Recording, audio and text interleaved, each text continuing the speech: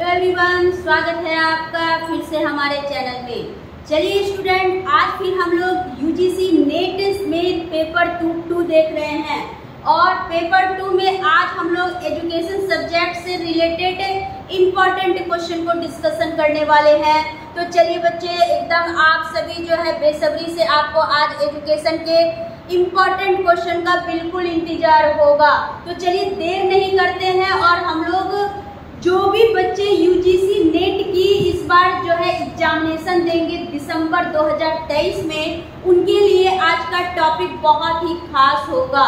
आज हम लोग एजुकेशन सब्जेक्ट में जो है शिक्षा का सामाजिक आधार से संबंधित महत्वपूर्ण प्रश्नों पर डिस्कस करेंगे। तो चलिए सभी देख लिए कि जैसा कि हमारा जो है थंबनेल में भी है कि आज ये पेपर 2 का जो होने वाला है क्लियरेंस और इम्पोर्टेंट क्वेश्चन का धमाकेदार जो टॉपिक होने वाला है, कंसेप्ट मिलने वाला है, वो बहुत बेहद ही खास होने वाला है।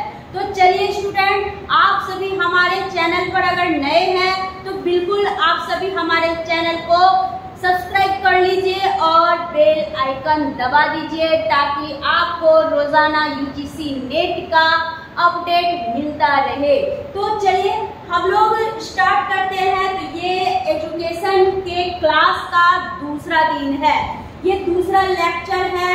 एक इससे पहले जो है हो चुका है, आप सभी को जो है प्ले लिस्ट में आप जाएंगे तो आपको लेक्चर 1 का भी जो है इम्पोर्टेंट क्वेश्चन मिल जाएगा। साथ ही हम आपके लिए डिस्क्रिप्शन बॉक्स में लेक्चर 1 का जो है आराम से उसमें जो है लिंक डाल दिए हैं, आप सभी देख लेंगे। तो चलिए स्टूडेंट, देरी नहीं करते हैं और आते हैं अपने पहले क्वेश्चन की ओर। पहला क्वेश्चन है राष्ट्रीय शिक्षा नीति 1986 में, ठीक है, एनसीएफ 2005 की बात हो रही है। तो एनसीएफ 1986 की बात हो रही है, ठीक है। तो ये 1986 का नेशनल एजुकेशनल पॉलिसी, ठीक है, एनसीएफ नहीं बोलेंगे, एनईपी बोलेंगे, ठीक है। एनईपी 1986 के में देश में मूल्य शिक्षा द्वारा निम्नलिखित प्रवृत्ति के उन्मूलन का निर्देश दिया गया है। उन्मूलन का तात्पर्य होता है दूर करना, ठीक है।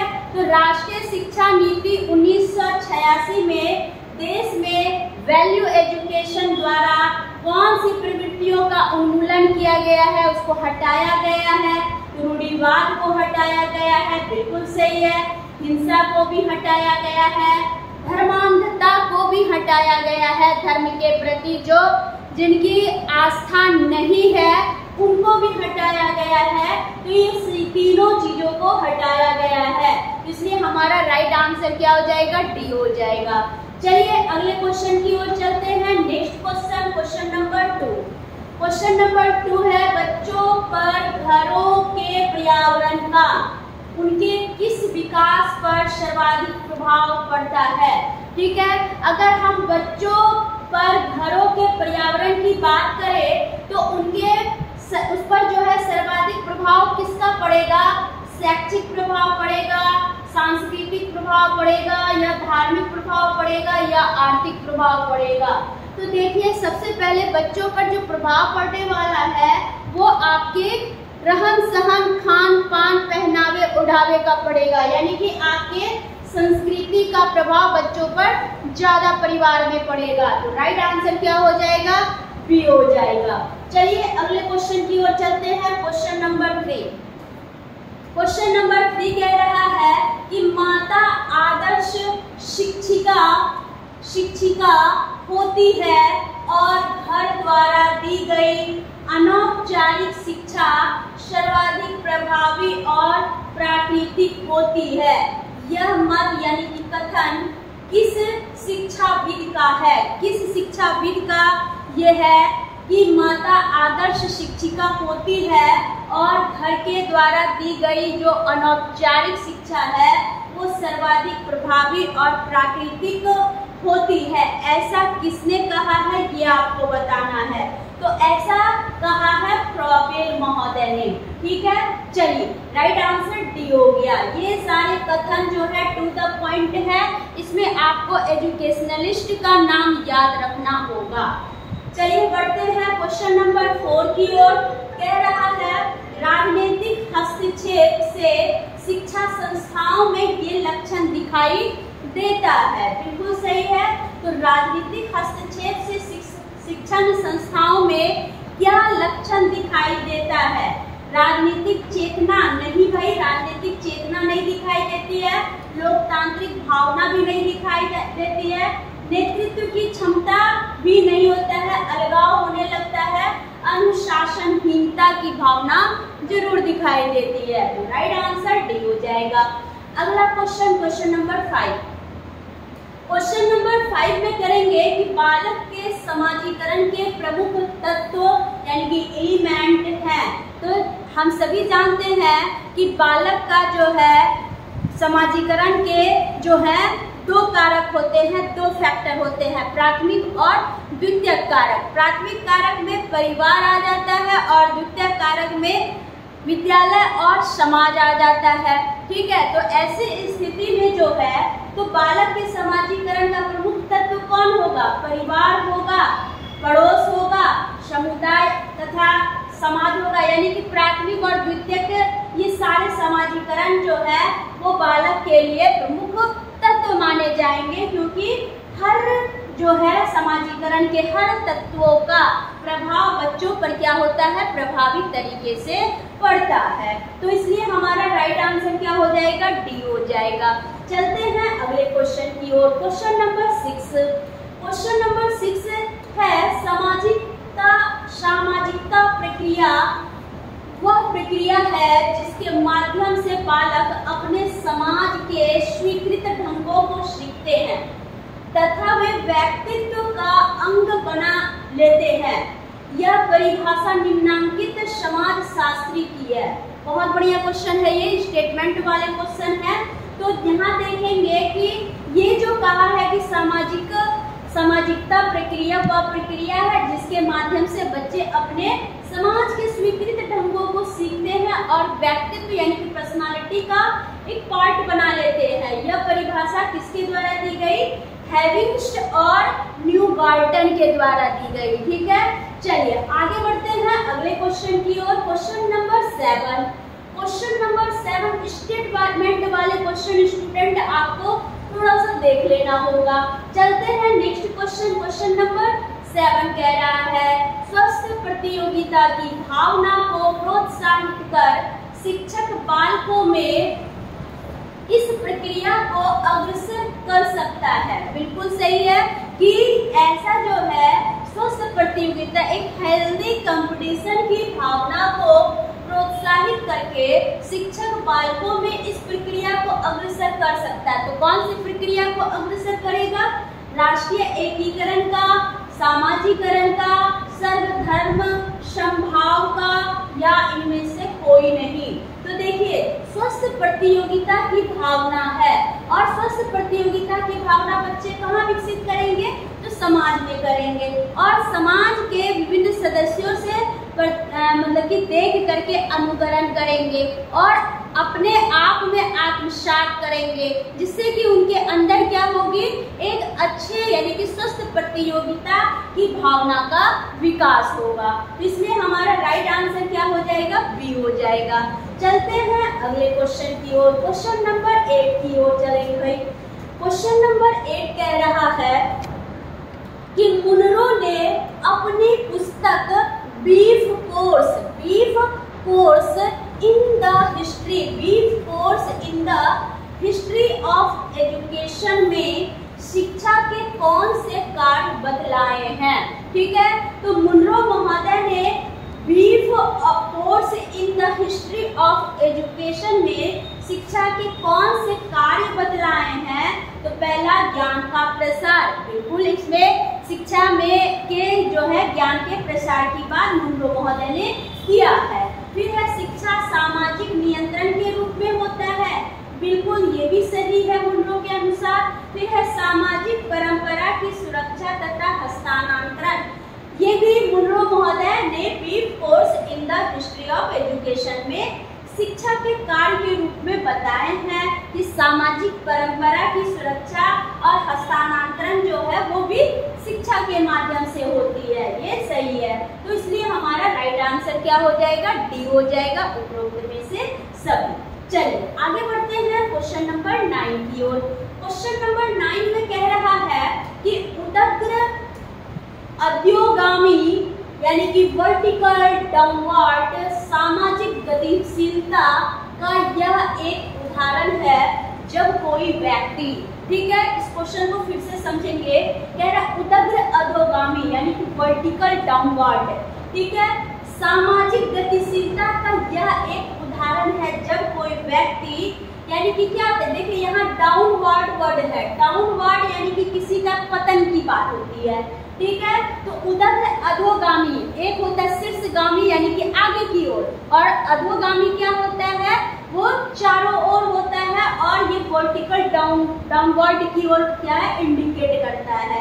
तो इसमें क्या होता है कि यह एक सामाजिक गतिशीलता का एक ऐसा उदाहरण होता है वर्टिकल डाउनवर्ड, जिसमें कि जब व्यक्ति अपने पद प्रतिष्ठा में निम्न स्थिति में पहुंच जाता है। सही बात है कि व्यक्ति की पद प्रतिष्ठा बहुत अधिक है और किसी कारणवश उसकी धीरे धीरे पद प्रतिष्ठा जब धूमिल होती जाती है तो वो क्या कहलाता है, वर्टिकल डाउनवर्ड कहलाता है, ठीक है। चलिए एक क्या है, सोशल एक्टिविटी का क्या है, एक एग्जाम्पल है, ये सही है। अपनी पद प्रतिष्ठा में उच्च कब रहेगा, जब हम लोग क्या करेंगे, मतलब कि अधोगामी ना होकर के शीर्षगामी हो, तब होगा, ठीक। चलिए फिर है अपनी पद प्रतिष्ठा में अपनी ही स्थिति में बना रहता है, नहीं, फिर उपरोक्त में से सभी नहीं होगा। तो एक यानी कि ऑप्शन नंबर ए जो है वो राइट आंसर हो जाएगा। चलिए next question, question number 10। Question number 10 में चलेंगे हम। कह रहा है क्वेश्चन कि जब कभी व्यक्ति का सामाजिक समूहों का स्तरों में एक निम्न या उच्च स्थिति में पहुंचना हो जाता है तो वह उसकी सामाजिक गतिशीलता है, ठीक है। प्रोफेसर सोरोकिन इसका उदाहरण निम्नांकित हो सकता है, यानी कि प्रोफेसर सोरोकिन के अनुसार क्या उदाहरण हो सकता है। फिर से क्वेश्चन देखिए, कह रहा है जब कभी व्यक्ति का सामाजिक समूहों का स्तरों में एक निम्न या उच्च स्थिति में पहुंचना हो जाता है, कभी निम्न स्थिति है कभी उच्च स्थिति है, तो यह एक सोशल जो एक्टिविटी के रूप में होता है, कभी अच्छा कभी बुरा, कभी अच्छा कभी बुरा। तो ऐसा प्रोफेसर सोरोकिन जो है ये किसका उदाहरण मानते हैं, जब अपनी योग्यता से जनजाति का व्यक्ति जिलाधीश बन जाता है, ये बिल्कुल क्या है, उच्च है। जब अपने अपराध के कारण कोई व्यक्ति बदनाम हो जाता है, ये निम्न की ओर है, ठीक है। जब कोई व्यक्ति अपने से उच्च जाति में विवाह कर लेता है, ये भी उच्च की ओर है, इसलिए उपरोक्त में से क्या हो जाएगा, सभी हो जाएगा। राइट आंसर क्या हो जाएगा, डी हो जाएगा। बढ़ते हैं अगले क्वेश्चन की ओर, क्वेश्चन नंबर 11।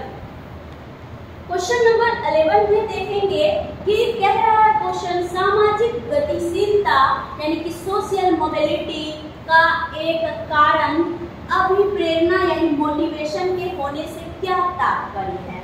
तो देखिए सोशल जो मोटिवेशन होता है, तो सोशल मोबिलिटी का एक कारण मोटिवेशन होने का क्या तात्पर्य होता है कि जब किसी व्यक्ति को बिना किसी प्रेरणा के उच्च पद प्राप्त हो, नहीं, बिना किसी प्रेरणा के उच्च पद प्राप्त होने वाली बात जो है अभिप्रेरणा होने से इसका कोई तात्पर्य नहीं है। आगे बढ़ने के लिए मोटिवेशन का होना जरूरी होता है।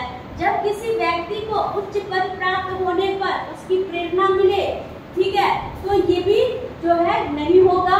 फिर है जब कोई व्यक्ति अभिप्रेरणा या आकांक्षा के कारण उच्च पद प्राप्त करे, ये बिल्कुल सही है कि जब कोई व्यक्ति मोटिवेशन या उनका जो भी आकांक्षा है, इच्छा है, उसके कारण वो जब उच्च पद प्राप्त करे तो यह एक क्या है, मोटिवेशन का एक मुख्य कारण माना जाता है। फिर है उपरोक्त में से कोई नहीं, तो इसलिए हमारा राइट आंसर क्या हो जाएगा, सी हो जाएगा।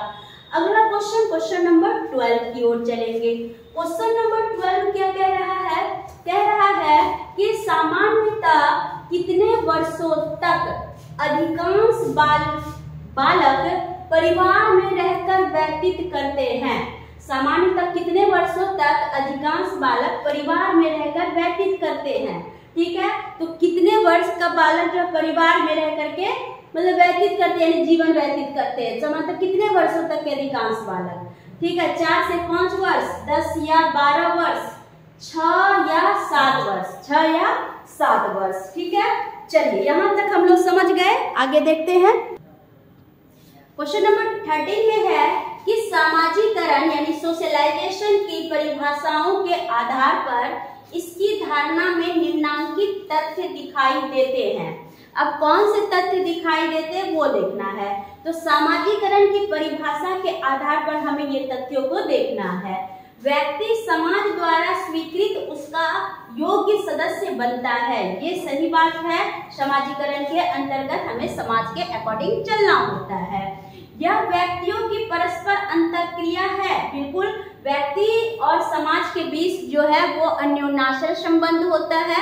दोनों एक दूसरे से क्या होते हैं? अंतर संबंधित होते हैं। एक के बिना हम दूसरे की कल्पना नहीं कर सकते हैं, ये भी सही है। इस प्रक्रिया द्वारा व्यक्ति समाज की मान्यताओं को सीखता है, ये भी बिल्कुल समाजीकरण की परिभाषा को सटीक रूप से क्या कर रहा है? परिभाषित कर रहा है। चलिए, तो हमारा राइट आंसर क्या हो जाएगा? ये तीनों हो जाएगा, यानी कि डी इज राइट आंसर। चलते हैं अगले क्वेश्चन की ओर। Question number 14। क्वेश्चन नंबर 14 है कि परिवार को नैतिक एवं सामाजिक दृष्टि से क्या स्वीकार किया जाता है? ठीक है, चलिए, तो यहाँ हम देखेंगे कि परिवार को नैतिक और सामाजिक दृष्टि से क्या स्वीकार किया जाता है, यानी क्या नहीं होगा यहाँ, यानी कि कितने वर्षों तक स्वीकार किया जाता है। यहाँ आप लोग थोड़ा सा देख लेंगे, कितने वर्षों तक स्वीकार किया जाता है। ठीक है, तो परिवार को नैतिक और सामाजिक दृष्टि से यानी कि कितने वर्षों तक हम स्वीकार कर सकते हैं? तो यहाँ इसलिए यहाँ ये बातें कही गई है क्योंकि फिर बच्चा क्या होने लगता है? परिपक्व होने लगता है, और बच्चा जो है वो विद्यालय और सामाजिक वातावरण में ढल करके अपने आप को कई प्रकार के अधिगम शक्तियों में विकसित करने लगता है। ठीक है, तो इसलिए यहाँ ऐसे दृष्टिकोण को ध्यान में रख करके हमें नैतिक और सामाजिक दृष्टिकोण से स्वीकार करने की अगर बात आए तो वहाँ हम 6 से 7 वर्षों तक देंगे। तो राइट आंसर क्या हो जाएगा? सी हो जाएगा। चलते हैं अगले क्वेश्चन की ओर। Question number 15। क्वेश्चन नंबर 15 कह रहा है कि भाषा यानी कि लैंग्वेज समाजीकरण का एक महत्वपूर्ण पक्ष है।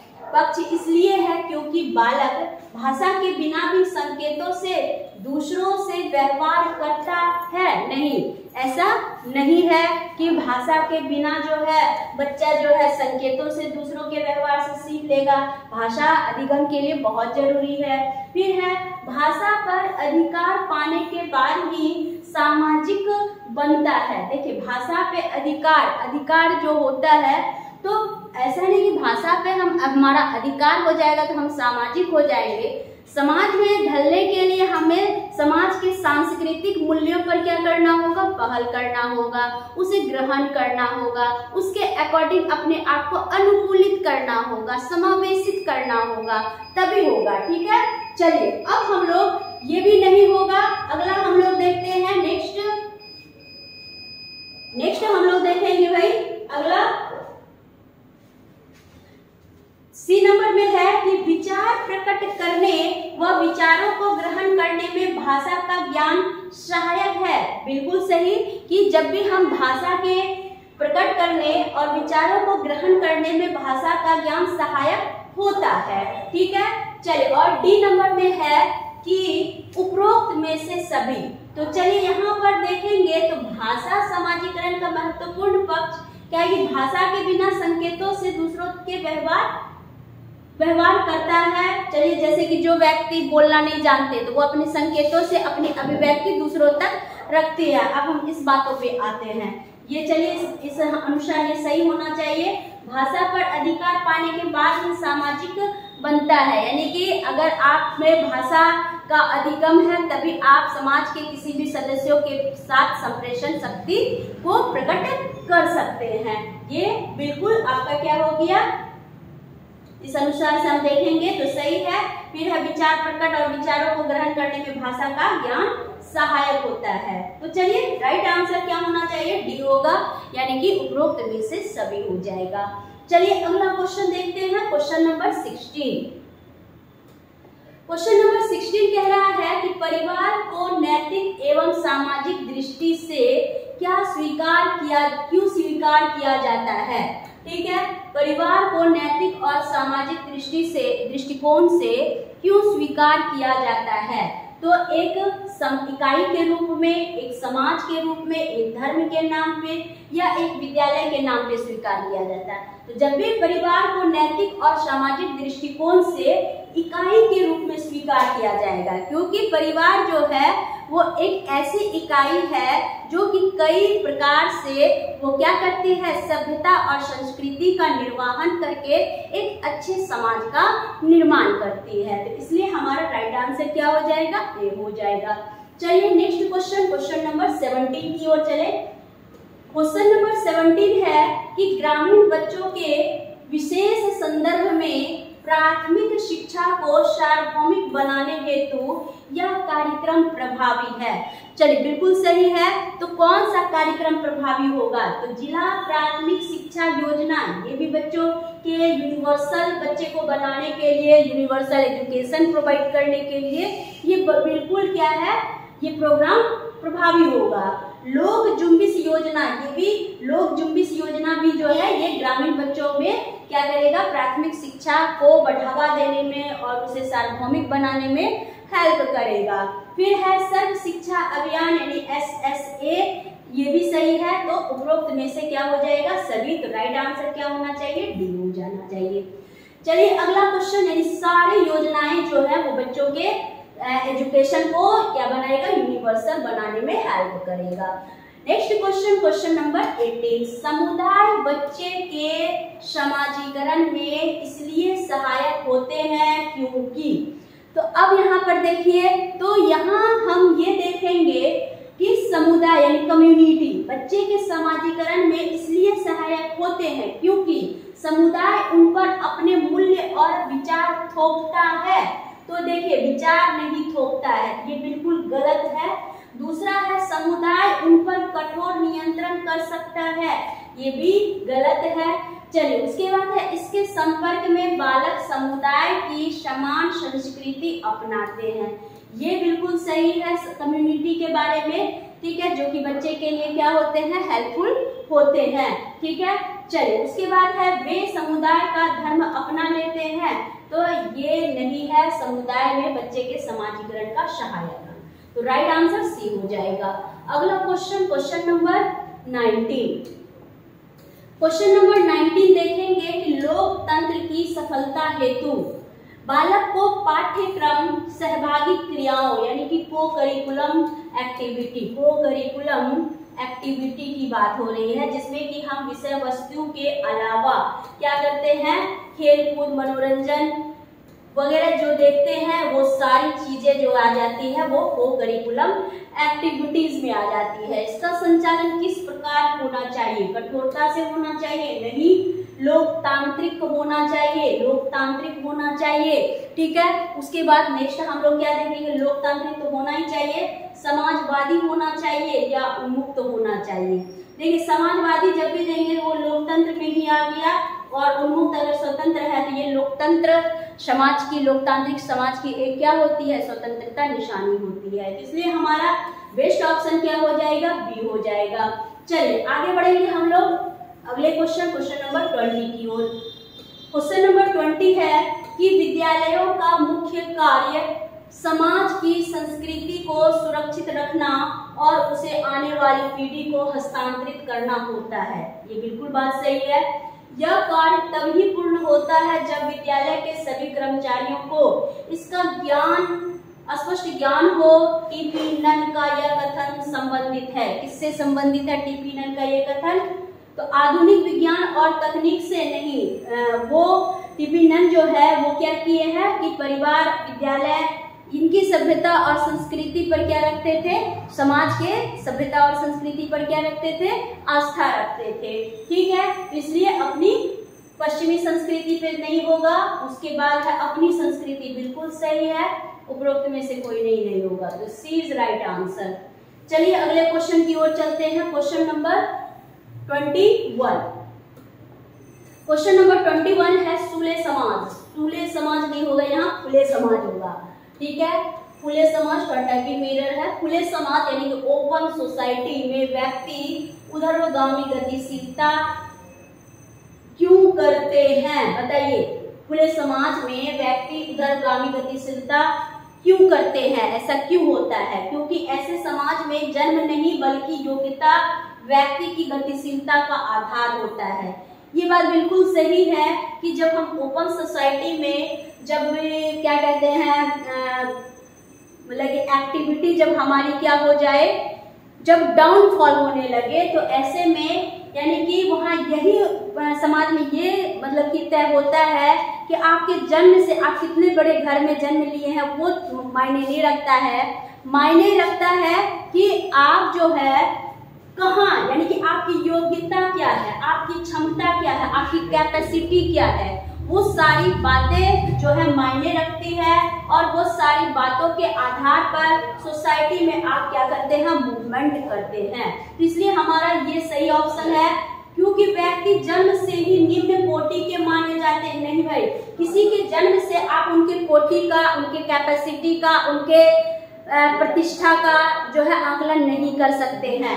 ठीक है, चलिए नेक्स्ट है, क्योंकि निम्न स्तर का व्यक्ति निम्न स्तर में ही गतिशील होता है। ऐसा नहीं है कि निम्न स्तर के व्यक्ति उच्च सोच नहीं रख सकते हैं या किसी वो उच्च कार्यों में संलग्न नहीं हो सकते हैं, ये बिल्कुल गलत है। फिर है उपरोक्त में से कोई नहीं, तो राइट आंसर हमारा क्या हो जाएगा भाई? ए नंबर हो जाएगा। चलते हैं अगले क्वेश्चन की ओर। Question number 22। क्वेश्चन नंबर 22 है कि पिछड़े वर्ग को मुख्य धारा में लाने के लिए कौन से कदम उठाए जाने चाहिए?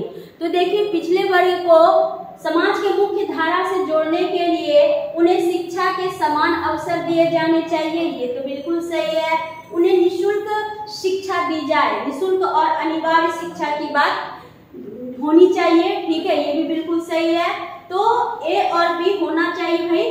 ठीक है, तो राइट आंसर क्या हो जाएगा? सी हो जाएगा। ठीक, चलिए आगे बढ़ते हैं अगले क्वेश्चन की ओर। Question number 23। क्वेश्चन नंबर 23 है, कह रहा है शिक्षा द्वारा संस्कृति के परिशोधन यानी कि रिवीजन का अभिप्राय है। शिक्षा द्वारा संस्कृति का परिशोधन होता है, ये बात तो आप कहीं ना कहीं जरूर मान रहे होंगे, क्योंकि शिक्षा के द्वारा हम सभ्यता और संस्कृति का क्या करते हैं? परिशोधन करते, बार बार उनमें होने वाले जो भी त्रुटियां होते हैं उन पर विचार करते हैं और उसको क्या करते हैं?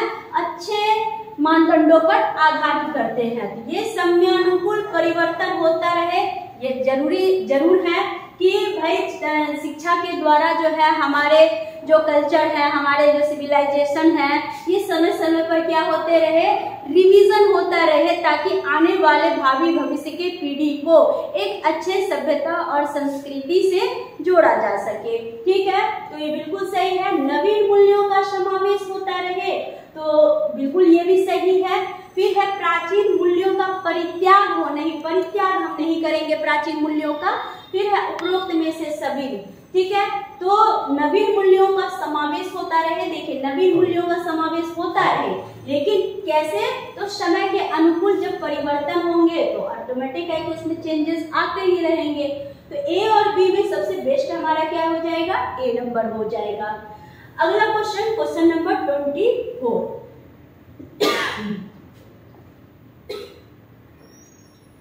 क्वेश्चन नंबर 24 है, बालक के अंदर सामाजिक और संवेगात्मक असामंजस्य स्थापित होता है। ठीक है, ये बिल्कुल सही है। तो बालक के अंदर सामाजिक और संवेगात्मक और सामंजस्य स्थापित होता है। क्यों होता है? तो पारिवारिक पृष्ठभूमि की निकृष्टता से। हाँ, ये जरूर है कि जो फैमिली बैकग्राउंड होते हैं, इनकी निकृष्टता से बच्चे में जो है सोशल और इमोशनल जो सामंजस्य की बात होती है, बैलेंसमेंट की बात होती है, ये स्थापित हो जाती है कि कोई ऐसा बंदा कर रहा है, मैं नहीं कर पाऊंगा, उनके पास पैसे हैं, उनके पास प्रतिष्ठा है, उनके पास सम्मान है, मैं उनके जैसा तुलना नहीं कर पाऊंगा। ये सारी भावनाएं आती हैं। ठीक है, सामाजिक पृष्ठभूमि की निकृष्टता से नहीं, पारिवारिक से ज्यादा इसका प्रभाव पड़ेगा। नैतिक पृष्ठभूमि की निकृष्टता से और उपरोक्त में से कोई नहीं। तो चलिए हम लोग 24 देख लिए, अब नेक्स्ट हम लोग 25 देखेंगे। चलिए, तो 25 की समाज में बालक का सम्मान उसकी किस परंपरा के आधार पर होता है?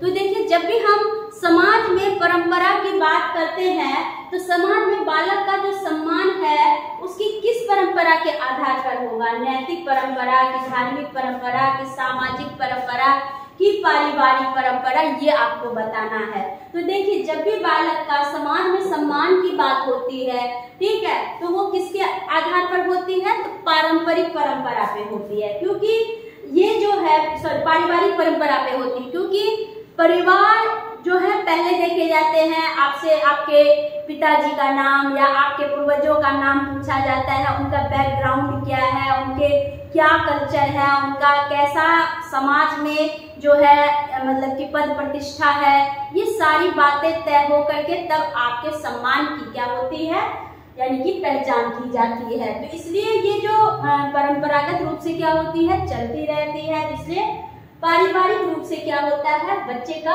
सम्मान जो है वो निर्धारित होता है समाज में। तो इस तरह से स्टूडेंट, आज हम लोगों ने शिक्षा का सामाजिक जो आधार था, इनके बारे में हम लोग जो है आज 25 इंपॉर्टेंट क्वेश्चन को देखे।